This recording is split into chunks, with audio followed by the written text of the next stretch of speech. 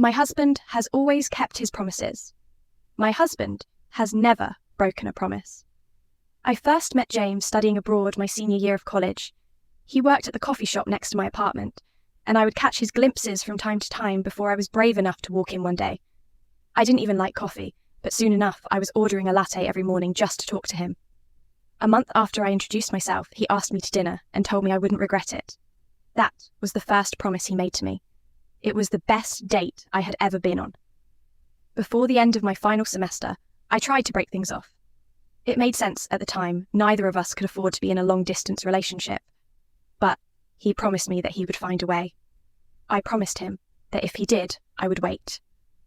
A month after I moved back home, I got a call from him. He was at the airport with 2 suitcases and no return ticket. I promised you I would find a way, didn't I? He moved in that very day. We laid in bed after making love all afternoon, and he kissed me sweetly on the lips and said, "I promise, you're going to be a beautiful bride." We married 2 months ago. Our wedding was perfect. He made sure every single one of my desires was fulfilled. Not a single eye was dry during his vows.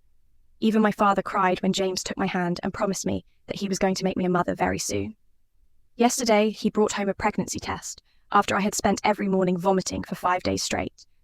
I hadn't even missed my period yet, and we weren't even trying, but he just handed me the test and said, "Trust me, I promise." My heart stopped when those 2 little lines started to appear. I shouldn't have been surprised. My husband has never broken a promise, but I have. I've broken every one of them. When my husband called me from the airport that fateful afternoon, I was still lying intertwined in the sheets of another man's bed. The night he proposed, I had come home late after stopping by my ex's house. The week before I tested positive, I had returned from a 10-day-long work trip.